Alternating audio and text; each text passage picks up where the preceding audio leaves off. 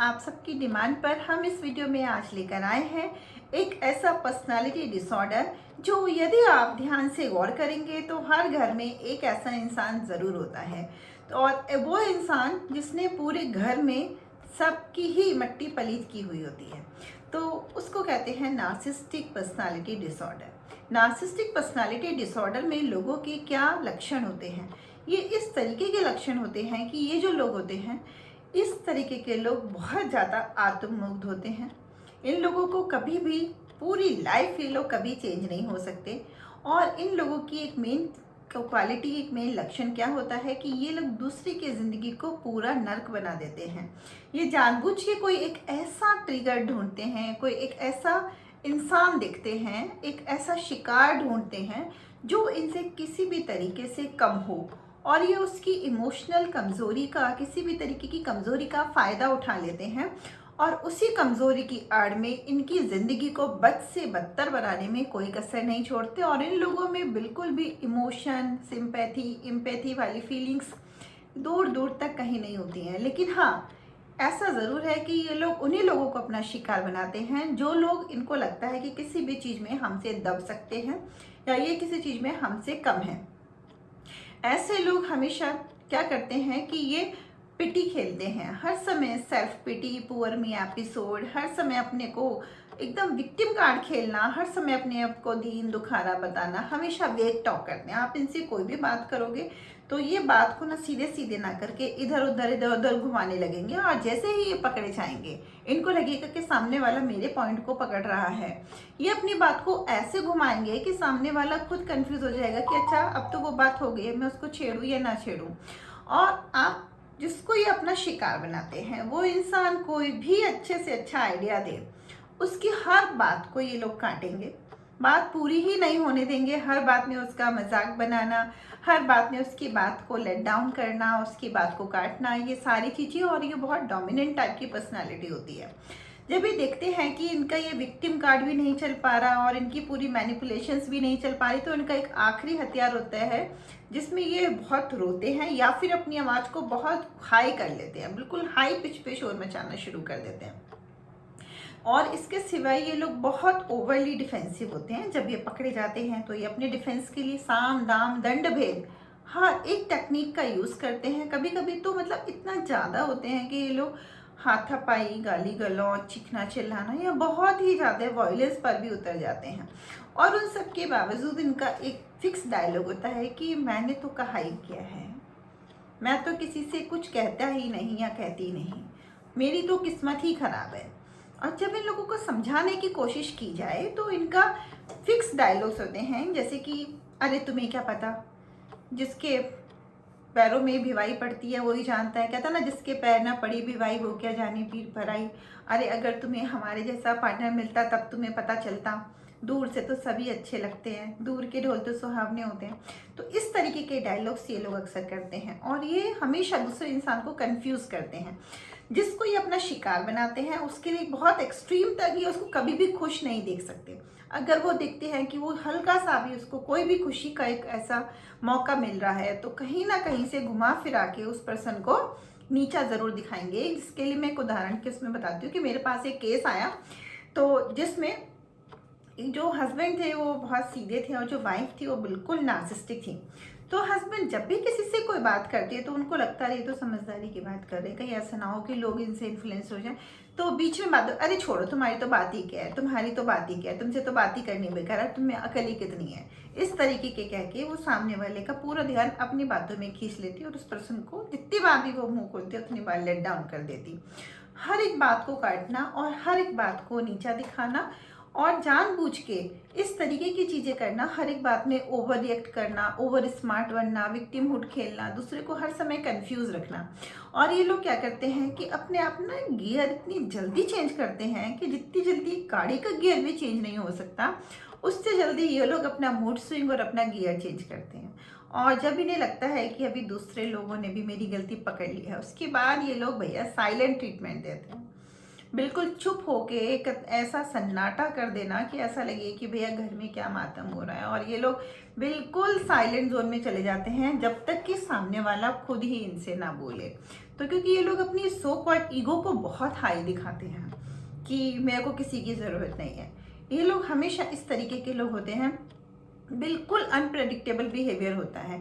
और ये लोग क्या करेंगे कि कई बार आपको जलाने के लिए दूसरों से बहुत ही अच्छा बिहेवियर करेंगे कि जैसे आपके सामने तो ये जब खुल के गेम खेलते हैं, बिल्कुल जैसे कहते हैं ना, एकदम खुल के आ जाते हैं अपनी फॉर्म में। लेकिन बाहर जब कोई घर में मेहमान आता है उसके सामने, अरे तुम तो मेरी जान हो, मैं तो तुमसे बिना पूछे कहाँ कुछ कर सकती हूँ, हम तो आपके इशारे पर हैं। या फिर अगर जो मेल होते हैं, अरे भाई हमारे घर की तो मालकिन यही है और भाई सेठानी, इस तरीके के डायलॉग्स बोलना, जिससे कि सामने वाला ये सोचे कि भाई ये तो बहुत ही अच्छा इंसान है, और सामने वाला आगे पीछे भी कहे कि भाई हमने तो खुद जाके देखा है, वो तो अपनी पार्टनर की हर समय जी हुजूरी करता है।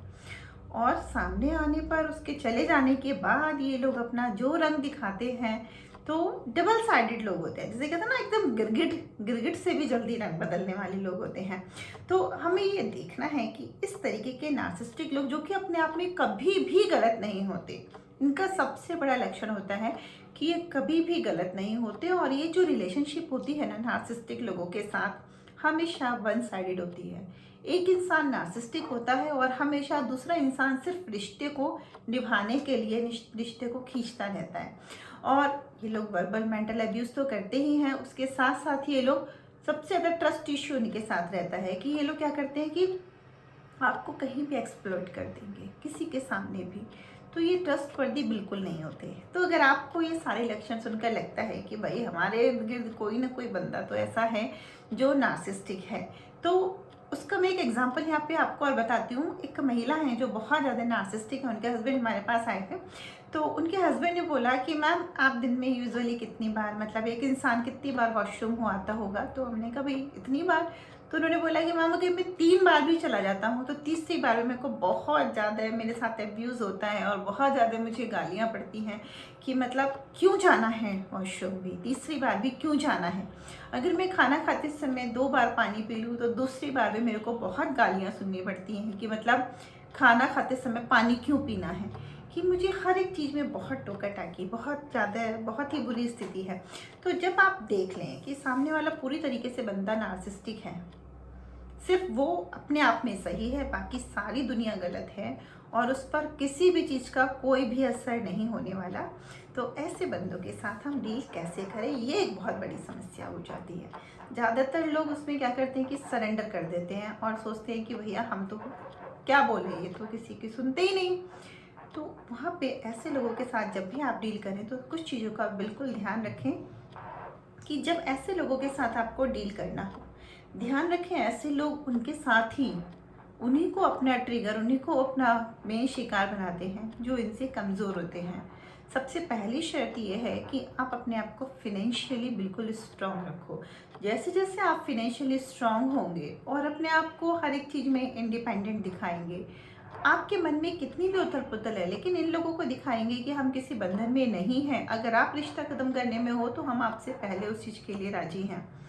तो ये लोग उन लोगों के सामने बिल्कुल भीगी बिल्ली बन जाते हैं। मैंने ऐसे लोग भी देखे हैं जो कि एक ही घर में एक के साथ कुछ और, अपने पार्टनर के साथ कुछ और अपने बच्चों के साथ बिल्कुल भीगी बिल्ली बने हुए हैं, क्योंकि उनको पता है कि मेरा पार्टनर ही मेरा पंचिंग बैग है, क्योंकि वो सुन लेता है।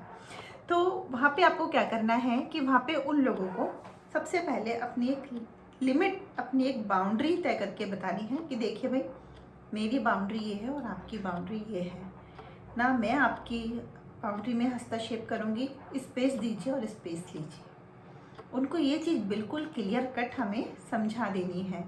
अगर इस तरीके के लोग जानबूझ के आपकी बात को, हर बात के कन्वर्सेशन में आपकी बात काटते हैं, उसके बाद जब भी आपसे देखकर या आपकी तरफ कुछ भी बात करें तो उनको पहले समझा देना है कि मुझे अच्छा नहीं लगा, मैंने इससे पहले जो बात की आपने मेरी बात पूरी नहीं होने दी। अगर मैं इस कन्वर्सेशन का एक पार्ट हूँ तो मैं चाहूँगा कि मेरी बात भी इसमें पूरी हो। I want my perspective also, है ना, कि मेरे को चाहिए कि मैं अपना, I want to give my perspective also, मैं अपना पर्सपेक्टिव भी इसमें देना चाहूँगा। और इसमें एक बहुत इम्पॉर्टेंट बात है कि जब इस तरीके के लोग जब भी हमारे वो कन्वर्सेशन में होते हैं तो हमें उन लोगों को हमेशा ये चीज़ ज़रूर ध्यान देनी चाहिए कि हमें अपने व्यू पर ज़रूर स्टिक रहना चाहिए। ये लोग कोशिश करते हैं कि आखिरी में इन्हीं की बातों पर रखी जाए, जो कि बिल्कुल नहीं। अगर आपकी बात जेन्युइन है तो आप इनसे पोलाइटली कह सकते हैं कि ओके, हो सकता है कि आपका पर्सपेक्टिव हो, लेकिन I need some time to think over it.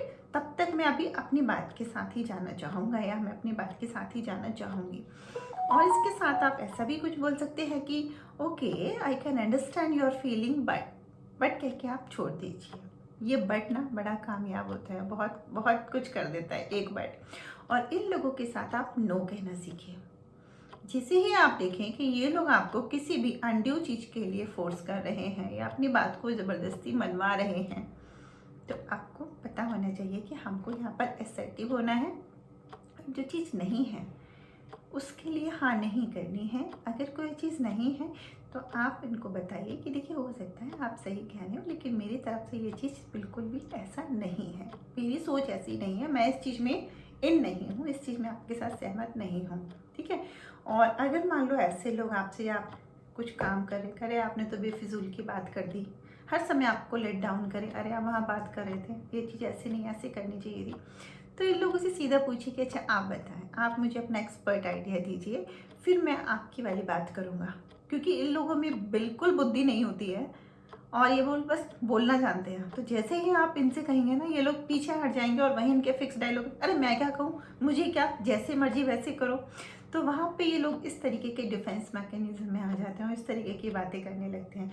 और इसके सिवाय इन लोगों को अगर ऐसा लगे कि अभी ये लोग कुछ पूछ रहे हैं आपको, अभी क्या अभी स्टिमुलेट कर रहे हैं कि बताओ बताओ बताओ, इस चीज़ को ऐसे कर लूँ ऐसे कर लूँ, ये चाहते हैं कि बस आप हाँ ही करो। पूछना तो नाम मात्र का एक फॉर्मेलिटी है। तो आप कभी भी एकदम हाँ या ना मत कीजिए। जब तक आप डिसाइड ना कर लें, आप इन लोगों को होल्ड पे रख कर बोलिए कि ठीक है, आई नीड सम टाइम, मैं इस बारे में सोच कर बताऊँगा। कभी भी आवेश में आकर इनके लूप में आप ना फंसे, इनके लूप में बिल्कुल भी ना आए।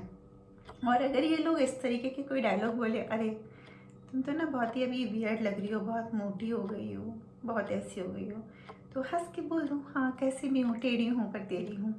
तो इस तरीके के करके, क्योंकि ये लोग चाहते हैं कि इनको कोई ना कोई ऐसा पॉइंट मिले कि आप कुछ बोलो और ये फिर से अपना ब्लास्ट हो जाएं, फिर से ये अपने आप को बिल्कुल अप्लाई कर दें अपने इमोशंस को। तो आप इनके इमोशंस को अप्लाई करने का इनको कोई भी मौका मत दो। और सबसे बड़ी चीज़, इन लोगों को कुछ करना हो या ना करना हो, पर इन्हें हर एक चीज़ में अपनी टांग अड़ानी होती है। ये चीज़ कहाँ जाएगी, कैसे होगा, ये कैसे करना है, वो कैसे करना है। तो सबसे अच्छी बात है, अगर आप इन सब झमेलों से बचना चाहते हो ना, तो सबसे अच्छी चीज़ है कि ये सारी बातें इन लोगों को कुछ बोलो ही मत। उनको इनसे कुछ पूछने की बजाय बाद में बस इनको ब्रीफ में जब बहुत ही इमरजेंसी हो तो बस इनको इत्तला कर दो, इनको बस बता दो कि हाँ ये वहाँ ये काम हो रहा है, कैसे क्या। और सबसे बढ़िया डायलॉग है, जब भी ज़्यादा उखाड़ पछाड़ करें, जब भी ज़्यादा इंक्वायरी करें, तो सीधा बोल दो कि भाई आप उस चीज़ का बिल्कुल स्ट्रेस मत लो, आप टेंशन मत लो, आपको तो वैसे ही बहुत सारे काम है, ये छोटी मोटी चीज़ें तो मैं अपने आप देख लूँगा। इस तरीके से गोल गोल घुमा के इन लोगों के बिल्कुल भी इनको सर पर चढ़ाने की, इन लोगों को जवाब देने की कोई भी ज़रूरत हमें बिल्कुल भी नहीं है।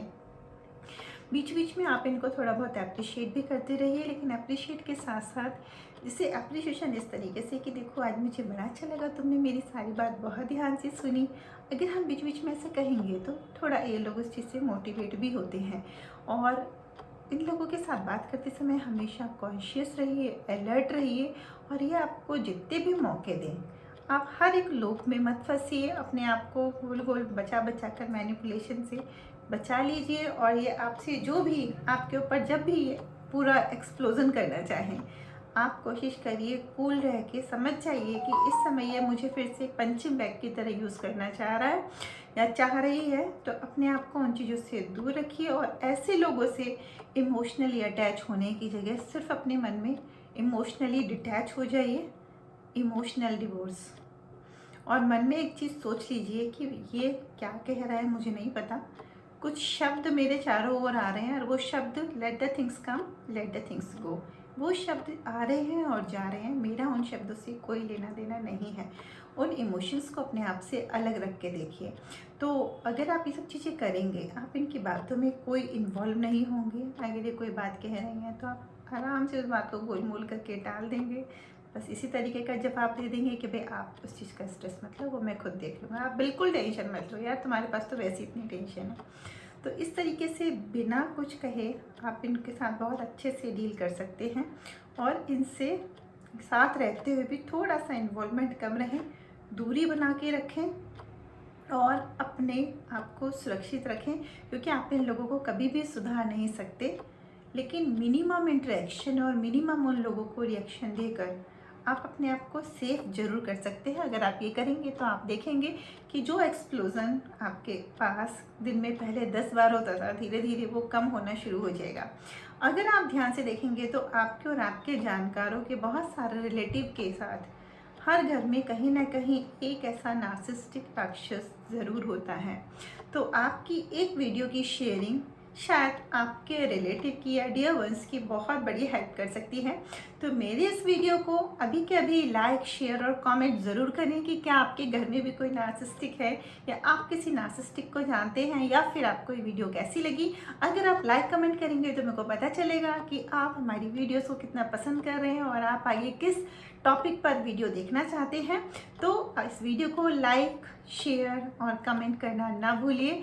अपना और अपनों की मेंटल हेल्थ का ध्यान रखिएगा।